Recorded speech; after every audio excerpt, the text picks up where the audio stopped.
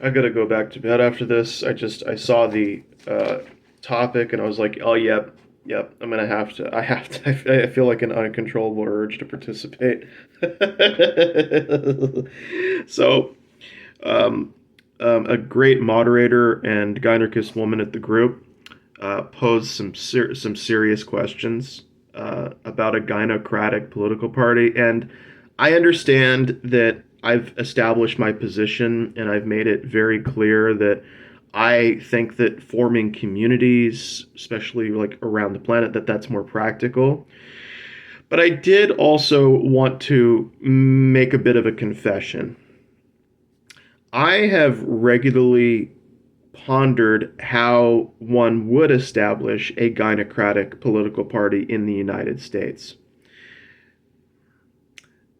It doesn't always happen, but when it does, there are usually a few conclusions that I come to, and I will address those in the video.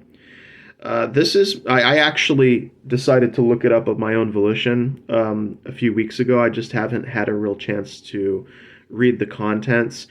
There is a wiki page that actually shows you the step by step process in forming a political party. And so when you were talking about registering, even registering can be a bit of a challenge because you need at least, I think, like five or what is it, 1,000, I believe, 1,000 signatures. So you have to build a base of support in your community in order to get that party going. And sorry, I gotta stop saying um, I just woke up. Yeah. I think that before we form a gynocratic political party or anybody it is, they have to ask themselves these questions. What are the strengths of the people in the gynarchy community and what are the weaknesses? Uh, so, for instance, one particular weakness is that we're kind of spread apart. We are in varying locations, but we don't seem to be densely concentrated in any particular population. That's to the best of my knowledge. For instance, some people are from Poland, others are from Japan, and then you have some here or there in the United States. There doesn't seem to be a any one place where you're going to find 1,000 active self-identifying Gynarchists. And I think that's because of the internet. I think the Gynarchy community has been nurtured by the internet. It has grown due to the internet. I'm not saying it had its origins completely, or I just think that why have we seen an expansion of the membership? Why have more people self-identified lately compared to the past decade? What is up with this surge in growth? The internet. It has connected Gynarchists from around the world. So if we cannot find 1,000 self-identified Gynarchists within a particular location, we are operating at a disadvantage. And when I realized that and I achieved clarity in that regard, it made me think that there are only a few alternatives. There are a couple alternatives to solve this problem. Either you have to try to convert one of the two existing political parties into a gynocratic party, since we may not have either, well, maybe have the funding but not necessarily the numbers, or we have to find a way to gather support from those bases.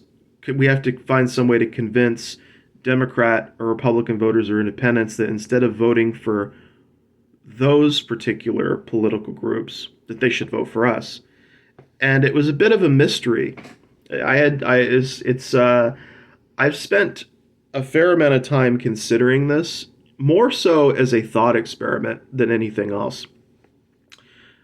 I did not know for a good while what one could do.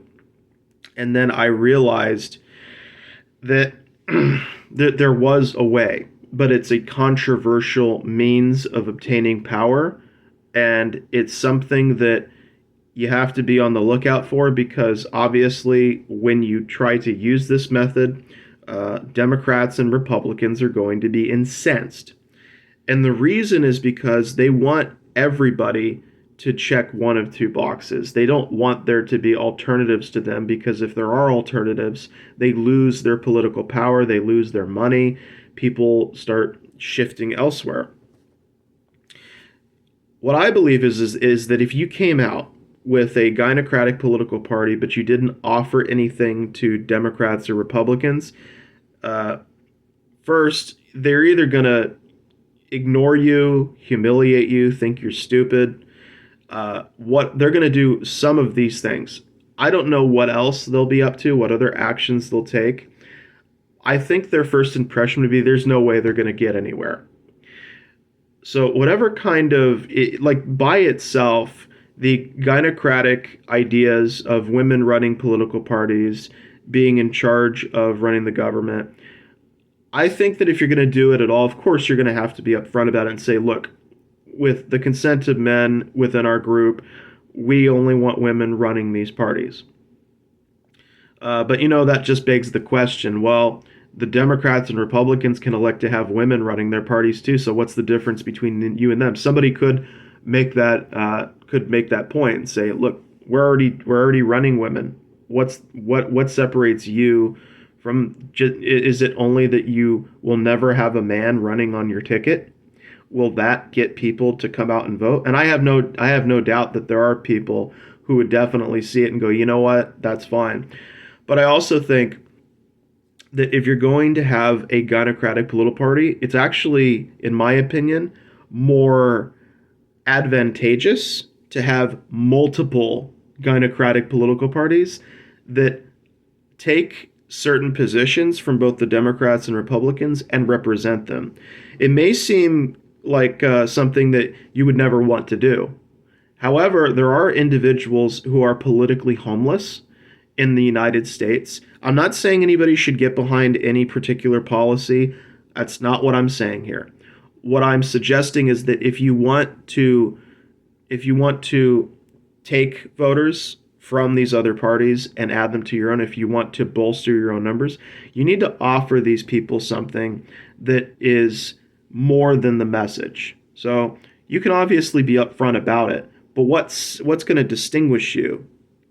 One way you could do this, obviously, is you can start with making your politics specifically about the safety and health of women and girls, and you can make the primary focus on passing bills for the health of women and girls. But not only that, for women's research into certain health issues that the world has been ignoring, or so I've heard that women's bodies have been under researched, understudied. I've heard about certain health issues that have been left without proper investigation. So if you are going to be gynocentric, then your policy should be geared towards dealing with things like sexual assault, domestic violence, in other words, issues that concern women's health, women's well-being. That, to me, should be at the very center, where you make no apologies to other people that these are your primary issues, that the very first things you're going to do are going to be related to bettering the situation for women and girls, and being unapologetic about it. So whatever bill you're doing, your bill is concerning women in mind. It has to benefit women. It has to be about women, period. No more, no less. So I think that would definitely draw in some voters. They'd look at that and go, okay, so these people are more specific. Like they're about women's personal issues and problems that are facing the society. The second thing, and this is where I can definitely see some people turning away from this, but I do think it is successful. I think it would be successful. And the reason why is because there are people in the United States who are feeling politically homeless right now, who feel like they don't really identify with either party. So you have two opportunities. You have the first opportunity, which is the positions that you adopt in order to get voters from the other parties. They can be You could also acquire voters from individuals who are not voting because they don't feel politically represented. So, one of two ways you can do this. One of here's an example of how you could do it. In when you're writing for the positions of your political party and you're doing your pamphlets, whatever, and you're telling people, "Oh, this is what we're doing." What you do, and I know it sounds odd, but you take two political positions from the Republicans and the Democrats, and you combine it and you make that one party. Now, this is just an example. It doesn't have to be exactly like this. You can take multiple positions, but no matter what position you take, no matter how things pan out, there should always be at least one position taken that somehow benefits women and girls, and the health and well-being of women and girls and the vulnerable. So here's what I mean. How about a political party that is pro-gun, no matter what, but also pro-social programs? The problem with the Republicans and the Democrats is that they do manufacture situations where people feel like, look, I have to vote for one of two, but I hate doing it because what if you don't think that the problem is regulation? What if you think the problem is people? I think the problem belongs in the home and with the home, and that we need to address our problems. These are the kinds of people that would think, hey, you can ban a gun, but somebody can take a car and ram it into a crowd and achieve pretty much the same effect, if not worse. Anything can be weaponized, and the worst thing about a car is all you really need to do is jack somebody in order to get one. We're human beings can't be hyper vigilant 24/7. We are vulnerable creatures. Somebody can easily locate and identify when we are vulnerable, use that in order to steal a vehicle and then do what they want.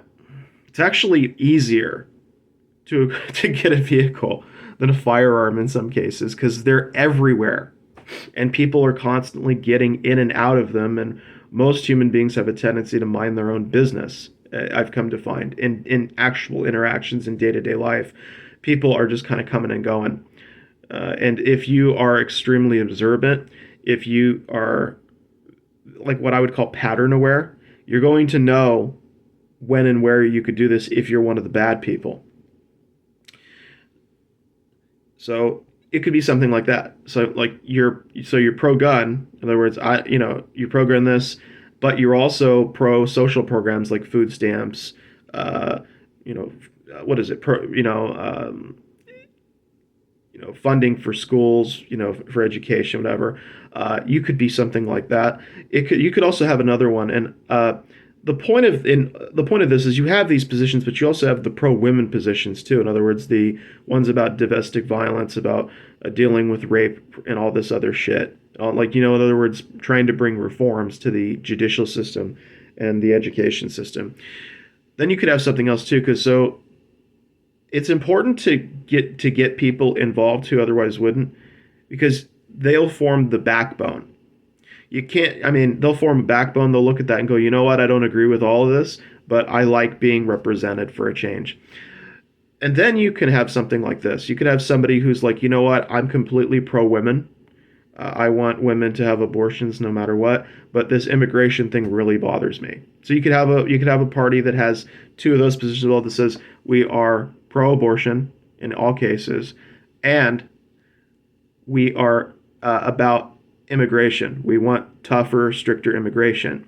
Now, some people have been conditioned to try to find some way to argue or reconcile different kinds of beliefs that sometimes they don't really always go well together.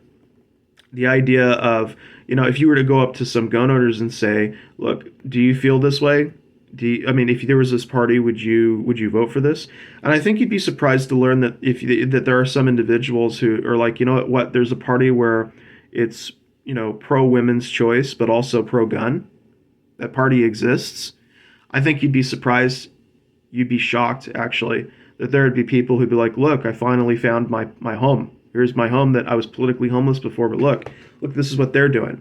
And all you have to do is kind of just take their political positions, sort of just mesh them or mix them together in such a way to where people are getting something that they want for a change, or they're feeling a little more represented. So this accomplishes two particular objectives. First, you're bringing people into the party who don't necessarily have gynocratic ideals, and that's the point.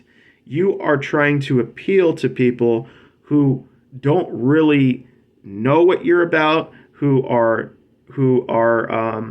just learning about you for the first time. And if you don't offer something to them that is outside of I guess what we would call Gynarchic thought or belief, if you don't have something that appeals to them, then they may not want to vote for you. They may look at you and go, I don't know how to feel about this. They may not vote for you anyways. People just may not do it on principle. They may look at what you're saying and see, they'll come away with misconceptions despite your consensual approach to a gynocratic party. They might do something like that. And yet, I do believe that there would be people who would get on board if they felt that you were giving them something they wanted, which is giving them a voice, making them feel represented in their country politically, because not everyone wants to go in one direction or the other for all of these different policies. And the second objective that this does is it allows, in my opinion, if it was executed correctly, it would allow Gynarchists to compete politically with the other parties. Why is it that like the Green Party or political opponents, why do they have so much difficulty dealing with Republicans and Democrats? Why? It's not just the money. I think it's because there isn't a specific platform. When you say you're independent, you're essentially abdicating having a specific platform or position that you adhere to. And I understand the need for flexibility in those particular cases. However, the problem is independent voters don't represent all independent voters. You can have a wide array of political opinions and thoughts and feelings. And it's this spectrum that the Gynor community should, in my opinion, if they're going to be involved in politics, should research and investigate. You could do some kind of survey where you say, would you vote for a party if it had these positions? Would you vote for it if you had these? So if you do that research in a personal community and then you have conversations with them and say, look, this is kind of how we feel about this. We think these issues are important, but here's where we would also vote. And as long as you are strictly voting for what they want to vote for, and you very strictly represent them, in other words, you're going to have to hold yourself to a higher standard for whoever you're sending to political office. So you're going to have a good vetting process. And when you go there, you make sure that whoever is doing that is exactly what their constituents want. So you're going to have to, when I mean execution, that's part of what I'm talking about. You need to ensure that the politicians who are running for a gynocratic party are doing exactly what their constituents want. And I believe that eventually, over time, it wouldn't happen right away, but over time, people who are politically homeless would find a home there. They might not necessarily agree with the gynocratic ideals, but as long as those ideals don't turn into something like something that they would consider extremely despotic or cruel, as long as they don't have that perception, and as long as you are giving them what they want, I think you'll maintain their support for a long time. And you also might have people going, okay, well, I want to look into this now. Like, who are these individuals? There's a natural curiosity that human beings will have, right? Because there are people who vote for Republicans and Democrats who are not on board with all of their thoughts and ideas. So if people can vote for them and not agree with them on everything, why wouldn't people want to vote for us even if they didn't agree with everything we thought or believed? So I understand the value in trying to legitimize Gynarchy in this way. Because if you follow this path, people will see and be like, oh, it's a Gynarchist party. It's a Gynarchy thing. It's okay. So what is this? Like, what do these people actually believe? What's their approach? What is their end game? What do they want? And this is, I think, the best, in my personal opinion, based on my 32 years of experience within this political system, how it has operated, how it continues to operate. The best thing you could do is take the existing political positions, like you could put all of them inside of a box and play a game of shuffle, likely, and you could take two of them out, and as long as one of those positions is somehow pro health of women and girls, or pro their rights, as long as women are benefiting from these political positions, no matter which one they have, I think it'll work. So my answer to the question is actually you need multiple gynocratic political parties uh, running for office at the same time in the same year, on the same date, with different positions. In other words, they all have to be, in a sense, competing for their own districts and what have you. I think this is a way to do it. I don't know exactly what else I could contribute to this. I just thought, this is how it could be done.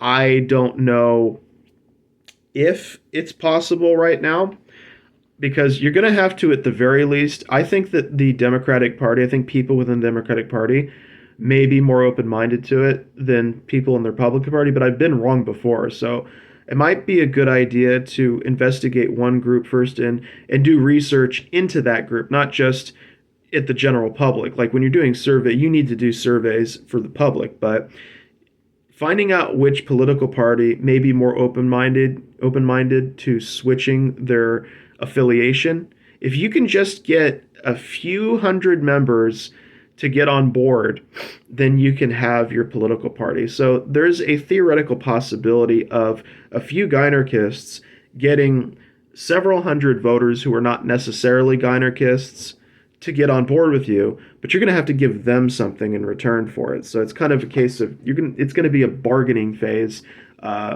with these individuals. There's going to have to be a lot of give and take, a lot of back and forth, finding out where the common ground is, how they disagree, so on and so forth. But I think if you engage thoughtfully and carefully by using research, by doing surveys, by setting up meetings with these individuals, I do think that over time it is at least theoretically possible to win a political office with a gynocratic party. Theoretically. Does anybody else have any other ideas for how they could form a gynocratic political party? If so, please leave them in the comment section below. I hope that I have answered this question sufficiently and met any kind of expectations that I could. I need to go back to bed and try to get some more rest. I've had persistent arm pain for over a week, so I need to try to find some way to get back to the world of dreams, because while you're sleeping, you're healing. I've covered New Jersey with all of my suggestions. I'm going to be on to Connecticut soon. I'm going to have to learn how to use my left hand instead of my right, because this is not getting better anytime soon. I've actually had to schedule an appointment with a doctor to see if there's some kind of problem. So I guess no more. I'm not going to be able to write with paper anymore. I'm going to have to do everything on the phone, which is a shame, because I really wanted to show like a big giant stack of paper there and saying, this is everything, but that's just not in the cards. I like showing off the work that I do. I'm proud of the work that I do, and unfortunately now that's been taken away from me because my right arm it's been in pain. So well wishes, everybody. Please take care out there, and also Happy New Year. Yeah. Sorry I don't have a better ending, but I'm just so tired. Anyways, please take care, everyone.